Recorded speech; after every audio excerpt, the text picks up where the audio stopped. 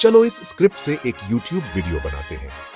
ये रहा table of contents 1, पुराने जमाने की बातें और कहां से शुरू हुआ सब 2, अब्राहम का वादा, एक ही भगवान में यकीन की शुरुआत 3, मूसा, तोराह और मिस्र से आजादी 4, कनान देश और राजाओं का दौर 5, बाबुल में कैद और दुनिया में फैलाव 6, यहूदी संस्कृति परंपरा और मुश्किलों से निपटना 7, मुसीबतों का सामना, जुल्म और जीत 8, वापसी घर, इज़राइल का जन्म 9, हमेशा के लिए याद दुनिया पर असर लिखा है डेविड एटनबरो, बीबीसी ने।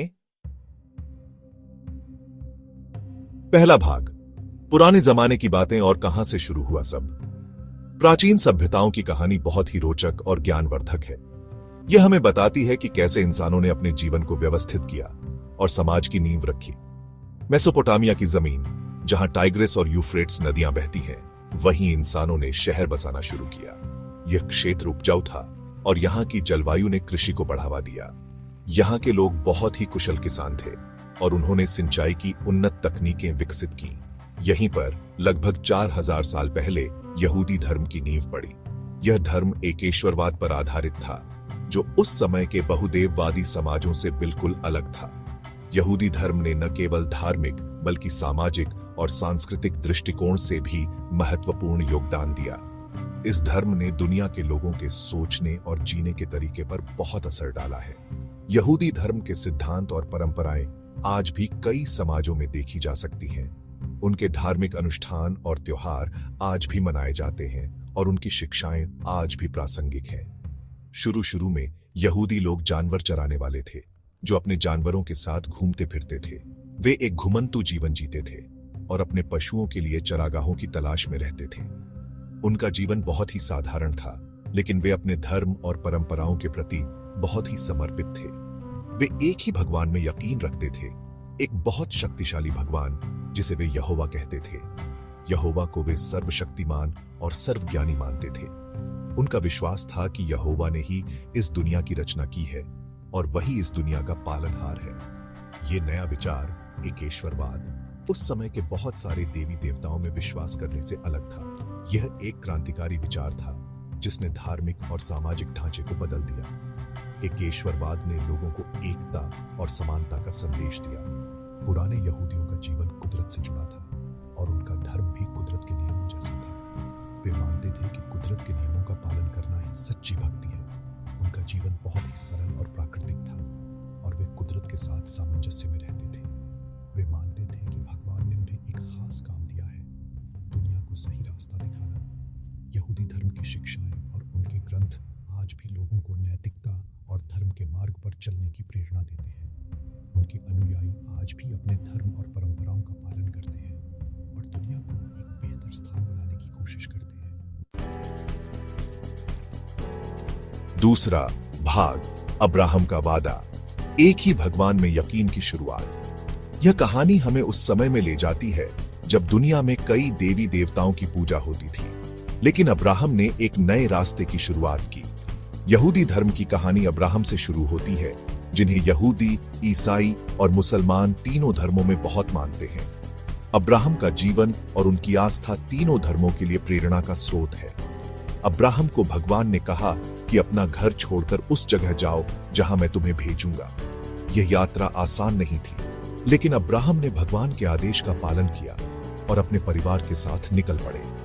भगवान ने अब्राहम से वादा किया कि मैं तुम्हें बहुत बड़े परिवार का बाप बनाऊंगा और तुम्हें और तुम्हारे बच्चों को कनान देश दूंगा।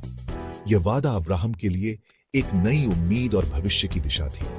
इसके बदले में अब्राहम और उनके बच्चों को सिर्फ एक भगवान की पूजा करनी थी और उसके बताए रास्ते पर चलना था। यह एक नई आस्था की नींव थी जो आने वाली पीढ़ियों के लिए मार्गदर्शक बनी।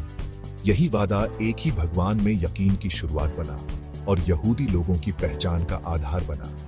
यह आस्था यहूदी धर्म की आत्मा बन गई और उनके जीवन का अभिन्न हिस्सा। इसने इस विश्वास को मजबूत किया कि यहूदी लोग भगवान के खास लोग हैं, जिन्हें दुनिया में उसका संदेश फैलाना है। यह विश्वास और आस्था यहूदी धर्म की नींव बनी और आज भी यहूदी समुदाय के जीवन में महत्वपूर्ण भूमिका निभाती है। अब्राहम का यह वादा और उनकी आस्था ने एकेश्वरवाद की नींव रखी। जो आज भी दुनिया के कई हिस्सों में प्रचलित है। तीसरा भाग, मूसा, तौराह और मिस्र से आजादी। यह कहानी हमें एक महान नेता और उनके द्वारा किए गए अद्वितीय कार्यों के बारे में बताती है। अब्राहम के बाद कई सालों तक उनके बच्चे, जिन्हें इब्रानी कहा जाता है, मिस्र में रहने लगे, जहां वे गुलाम बन गए। मिस्र में उनका जीवन कठिन और संघर्षपूर्ण था और वे अत्याचार सहते रहे। इसी बुरे वक्त में मूसा नाम का एक नेता आया। मूसा का जन्म एक इब्रानी परिवार में हुआ था, लेकिन उन्हें एक इजिप्टी राजकुमार के रूप में पाला गया। जब मूसा ने अपने लोगों की दुर्दशा देखी तो उन्होंने उन्हें आजाद कराने का संकल्प लिया। भगवान के कहने पर मूसा ने मिस्र के राजा से इब्रानियों को आजाद करने को कहा। राजा ने पहले मूसा की बात को अनसुना कर दिया, लेकिन मूसा ने हार नहीं मानी और बार बार राजा के पास गए। 10 मुसीबतों के बाद, जैसे नील नदी का खून बन जाना और सबसे बड़े बेटों की मौत, राजा मान गया और इब्रानियों को मिस्र छोड़ने दिया। इसे निर्गमन कहते हैं। यह एक महत्वपूर्ण घटना थी जिसने इब्रानियों को स्वतंत्रता दिलाई और उनके इतिहास को बदल दिया। इसी दौरान सिनाई पहाड़ पर भगवान ने मूसा को 10 नियम दिए, कैसे जीना है और क्या करना है। ये नियम न केवल धार्मिक थे, बल्कि सामाजिक और नैतिक जीवन के लिए भी महत्वपूर्ण थे। ये नियम जो तौराह में लिखे हैं, यहूदी कानून और शिक्षा का आधार बने।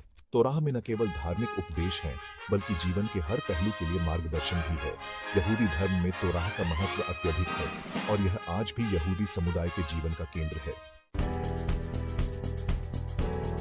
मिस्र से निकलने के बाद इब्रानी लोग 40 साल तक रेगिस्तान में भटकते रहे।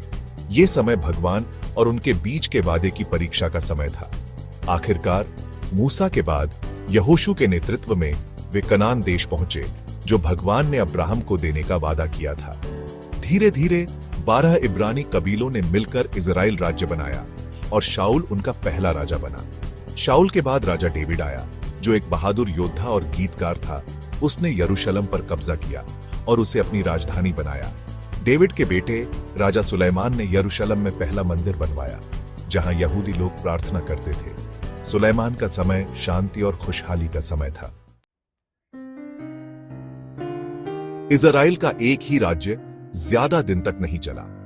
आपसी लड़ाई और बाहरी दबाव के कारण राज्य 2 हिस्सों में बंट गया, उत्तर में इजराइल और दक्षिण में यहूदा। 722 बीसी में असीरिया के लोगों ने इजराइल पर कब्जा कर लिया और वहां के लोगों को भगा दिया, जिन्हें 10 खोई हुई कबीले कहा जाता है। 586 बीसी में बेबीलोन के लोगों ने यहूदा पर कब्जा कर लिया, यरूशलेम को तोड़ दिया और वहां के लोगों को बेबीलोन ले गए। ये कैद यहूदी इतिहास का एक बड़ा मोड़ था।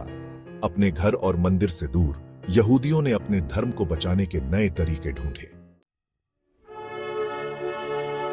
यहूदी संस्कृति, परंपरा और मुश्किलों से निपटना। सालों से यहूदी संस्कृति अपनी परंपराओं पर टिकी रही और मुश्किल हालात में खुद को ढालती रही। बाबुल की कैद से लेकर स्पेन के अत्याचार तक यहूदी लोगों ने बहुत कुछ सहा।